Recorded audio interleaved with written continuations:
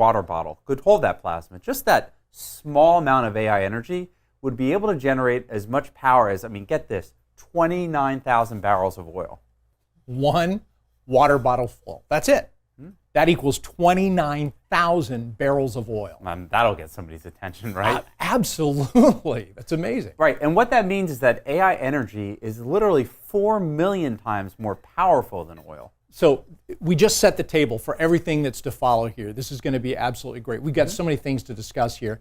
I want to talk about you now. Most folks have probably seen you on a lot of major media outlets out there. Your claim that AI energy will disrupt $40 trillion of the global economy. Well, it's not just me. Bloomberg came to the same conclusion as I did. Right, good point. And you believe that this is one of those rare situations. It's a new form of energy, Chris. We're talking about a once-in-a-lifetime situation. Right, and we can eventually see an industry grow 100,000% in about 10 years, a decade.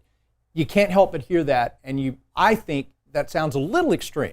Chris, it is extreme. This isn't an ordinary development. It's an extraordinary breakthrough. Now, you just mentioned the guy that Jeff Bezos and Bill Gates hired to manage their investments into AI energy, and he says it's going to be more important than the Industrial Revolution. Over at the World Economic Forum, for instance, an energy advisor said it's the most exciting human discovery since fire. I know, it's an amazing statement, but still, given the gravity of this situation and the historic amount of new wealth that this could create, per your own analysis, I do think it's worth mentioning to everybody watching. Let me take just a moment. All right. Ian was on Wall Street for over 2 decades. He became one of Wall Street's most successful hedge fund managers precisely because he was at the forefront of nearly every massive economic shift, disruption, trend, whatever you want to call it. 15 years ago, he was investing in the ground floor of electric vehicle companies like Tesla when it was in its infancy.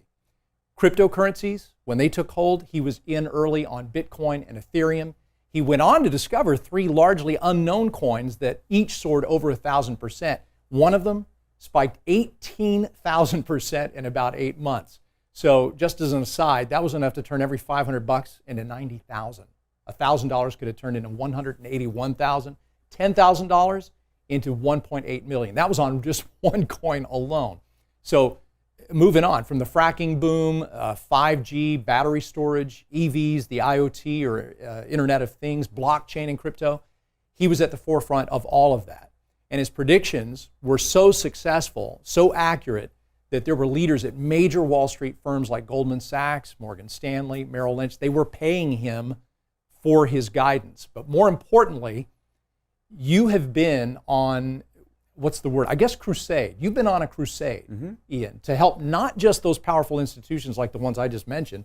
Your research and analysis is actually helping regular people now in over 119 countries. We're talking about a new form of energy made possible by AI, and you were early in on the artificial intelligence trend. You recommended Symbotic, which already hit peak gains of 230% in under a year's time. Chris, right? We're still in the early innings of the AI story. The very early innings. Anybody who thinks they've missed anything in AI, that's like saying, you missed the internet revolution in 1995 because you didn't get into AOL. Right, I see. So we got a long way to go. Yeah, and the biggest opportunities of the AI wave, the next Amazon, Netflix, Google, these are around the corner.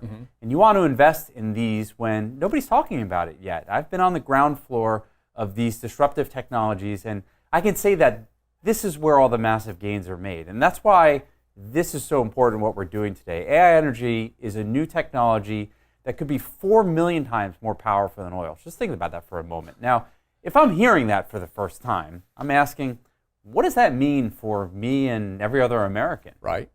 And the answer would be? Well, we'd all agree that the world needs more energy now, right? We'd all agree that we're going to need a lot more in the future. The demand curve on this is pretty cut and dry. Absolutely. More people, more houses, more cars. We're going to need more energy. Right. Where the debate comes into play is how we're going to quench the world's never-ending thirst for more energy. We know that we've done it in the past, and we know how people have made money from it. If you picture the major sources of energy as individual pieces of one big pie chart, you're going to see the smallest slice is nuclear energy. So that's good for about 4% of the world's supply. Companies like Cameco